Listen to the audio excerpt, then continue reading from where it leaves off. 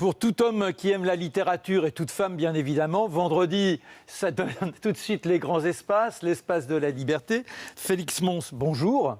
Enchanté. Alors, vous avez créé une start-up, comme on dit, et c'est une start-up plus que dans le vent positif. Vous essayez de donner aux jeunes non seulement l'opportunité d'entrer dans l'entreprise en tant que stagiaire, mais vous demandez à cette entreprise d'offrir plus que ça aux jeunes. Donc, chez Vendredi, ce qu'on propose, c'est des stages qui sont partagés entre des entreprises et des associations. Ça veut dire quoi, un stage partagé? Faire un vendredi, concrètement, c'est travailler 4 jours de sa semaine en entreprise, sur une mission classique, et 1 jour dans sa semaine, on va travailler pour une association. Donc, on peut prendre l'exemple, par exemple, de Morgane, qui est là. Elle a fait un stage en logistique chez Chimex, et 1 jour par semaine, elle aidait une association, donc en l'occurrence Rebelle, qui va récupérer des fruits et légumes invendus dans les supermarchés pour les transformer en confiture. Et elle aidait l'association sur sa chaîne logistique. Donc elle menait une mission qui était liée à son domaine de compétences, et à la fois dans l'entreprise et dans l'association. Alors les questions à poser, il y en a de nombreuses. La première, est-ce qu'il est facile d'obtenir d'un patron qu'il vous dégage 1 jour par semaine en payant un employé, même s'il est stagiaire, c'est un salaire plutôt faible, mais il n'en reste pas moins. Voilà, il y a l'idée d'une participation pour une autre société. Aujourd'hui, c'est vrai qu'on propose le dispositif sur des stages, mais demain, on a l'ambition de l'amener plus loin et je vais vous expliquer pourquoi. Ouais. Et on arrive à convaincre les entreprises de s'engager dans le dispositif pour plusieurs raisons. Pour des raisons... Alors, argumenter. Il faut les donner en termes d'attractivité, c'est-à-dire quels candidats elles attirent dans l'entreprise aujourd'hui sur des stages, comment les jeunes s'engagent, aussi comment ils se développent à titre personnel et professionnel à travers ces doubles expériences qui sont très riches pour les jeunes en termes d'autonomie, de prise d'initiative, de capacité à s'adapter. Mais il faut qu'il y ait quand même un prolongement entre l'activité dans la société et que ça permette donc une extrapolation sur ce qu'il aura à faire dans l'association. Voilà, c'est tout le but du travail de Vendredi en fait, qu'on mène, plus que de convaincre les entreprises. Après, c'est de proposer des expériences de travail partagées qui soient cohérentes et qui fassent sens par rapport au métier des gens.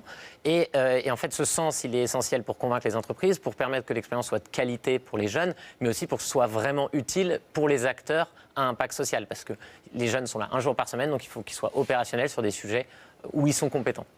Est-ce que vous avez l'impression qu'il y a véritablement, pour le jeune, une sensation d'être moins employé et donc de se réaliser en tant qu'humain ?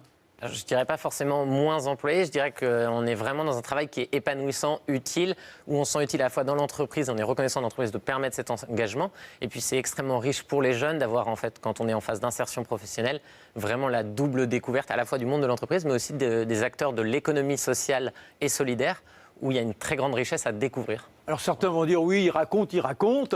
Tout à l'heure, vous avez évoqué un exemple. Le mieux, c'est d'aller du côté des témoins et une mini-enquête pour voir quel est le résultat du fruit de votre travail. Faisons ça, parfait. J'ai créé une marque de confiture qui s'appelle Rebelle. Ce sont des confitures qui sont faites avec des fruits et légumes invendus. Le fait d'accueillir quelqu'un qui est à la fois sur 2 missions, je pense que ça augmente vraiment la créativité du stagiaire puisque il peut appliquer les process de grandes entreprises et essayer de les adapter au mieux en entreprise de l'économie sociale et de pouvoir accueillir quelqu'un qui a des compétences très précises 1 fois par semaine.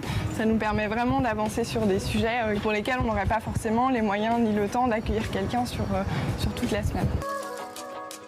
On est très satisfait de cette expérience puisque ça a répondu à l'objectif justement de développement d'autonomie, de responsabilité et d'esprit d'entreprendre. Donc c'est un format qui est amené à être reconduit par la suite, soit sous la forme de stage ou pourquoi pas de l'apprentissage sur des durées un peu plus longues. Si on veut faire de belles choses, l'opportunité Stagiaires sans frontières est très intéressante et c'est une expérience que l'on ne regrettera pas, ça c'est sûr. Alors, Félix Mons, quand vous êtes arrivé avec votre idée, vous avez contacté d'abord des grandes sociétés. Ils vous ont accueilli comment? Parce qu'on dit, le gars, c'est un farfelu. Allô, bonjour, j'ai monté une start-up et puis je voudrais que les gens que je vais vous proposer, vous les libériez 1 fois par semaine. On a commencé à échanger avec plutôt des grandes entreprises. Et la première entreprise qui a travaillé avec nous, c'est Saint-Gobain, qui a fait un premier stage. Aujourd'hui, ils déploient le dispositif sur un grand nombre de leurs stagiaires. Mais aujourd'hui, on n'est pas qu'avec les grandes entreprises et on discute aussi avec des startups qui mettent en place le dispositif. Donc on a commencé par les grandes entreprises, mais plus par des gens dans notre réseau. Alors vous disiez, mais l'avenir pour nous, c'est pas le stagiaire en l'occurrence, c'est carrément l'homme ou la femme qui a son emploi. Alors, quand vous en parlez à ceux qui vous ont déjà fait confiance, ils ont une oreille plutôt attentive ou ils disent oh, on a le temps, on verra ça plus tard? Non, il y a une oreille attentive, notamment les gens de chez Chimex qui réfléchissent au dispositif pour certains de leurs salariés. Ce n'est pas forcément les mêmes enjeux. Ça va être des enjeux de développement de compétences, d'engagement au travail, aussi de lien avec les acteurs de l'économie sociale et solidaire, puisque notre dispositif, non seulement c'est de l'épanouissement professionnel, mais ça permet aussi aux entreprises de se rapprocher des acteurs, soit associatifs, soit des entreprises sociales de leur territoire, pour être plus socialement responsables en tant que structure.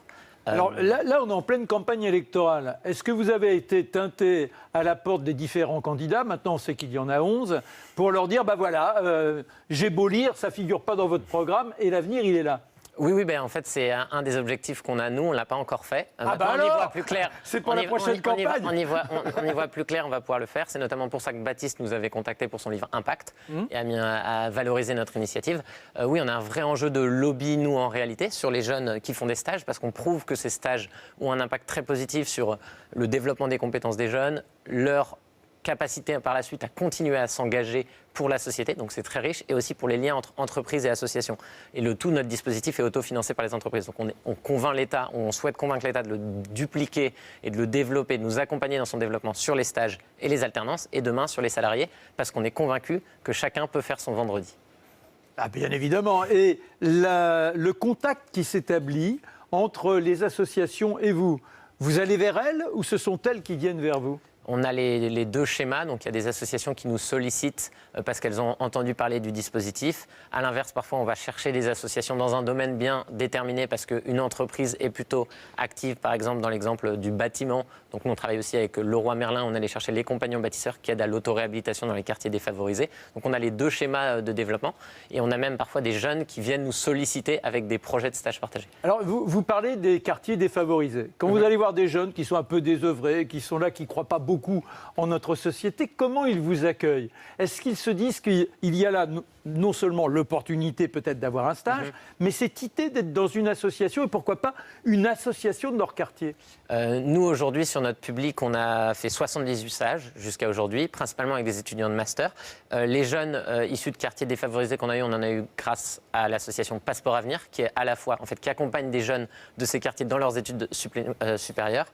Donc on avait des jeunes issus de ces programmes qui ont fait des stages partagés et donc qui ont beaucoup apprécié la démarche. Et en plus, on accompagne ces associations-là. Après aujourd'hui, ça n'a pas représenté un volume énorme de jeunes et c'est pour ça que nous, on souhaite dupliquer le concept pour permettre à plus de jeunes de vivre des expériences de stage partagés. Donc je ne réponds pas vraiment à votre question, je dis qu'il y a peu de jeunes issus de quartiers défavorisés qui ont fait nos stages, mais on espère qu'il y en aura plus. Mais là, c'est presque une démarche indépendante à avoir. Il vous faut creuser ce sillon, en quelque sorte. En fait, on a de nombreux sillons à creuser, développer le concept plus largement auprès d'un plus grand nombre de grandes entreprises, de petites entreprises, dans les administrations, parce qu'on pense qu'il y a intérêt à faire des stages partagés entre associations et collectivités locales et on le fait principalement en Ile-de-France mais dans toute la France, donc on a beaucoup de plans à explorer. Avez-vous déjà vu un stagiaire qui vous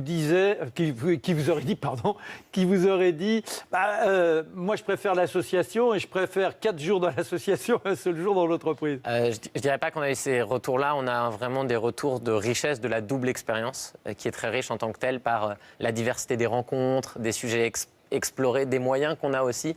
Et donc on a plus vraiment ces retours-là de richesse de la double expérience. Après, évidemment, on a des jeunes qui souhaitent faire plus et du coup qui continuent à s'engager, notamment après leur stage, une fois leur stage terminé, et donc qui continuent à faire du bénévolat, notamment dans ces associations, ou même qui vont vers l'économie sociale et solidaire pour faire leur carrière professionnelle. Alors aujourd'hui, par exemple, vous avez un site internet, on prend lien avec vous comme ça, le jeune qui nous regarde, là, il se dit... Il y a plusieurs façons de rentrer en contact avec nous, mais principalement, c'est un site internet qui s'appelle vendredi.cc, donc vous pouvez vous y rendre assez facilement.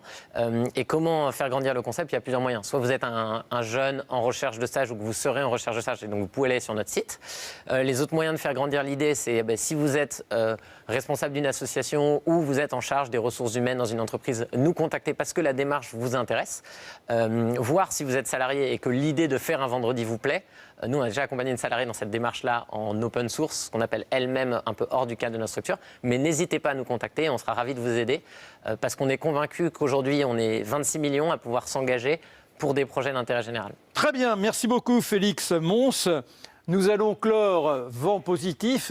Je vais me tourner vers Patrice Boisfer. Il ne faut pas que l'émission dépasse une certaine durée, après je fatigue. Voilà. Mais l'actualité sur CNews a la priorité.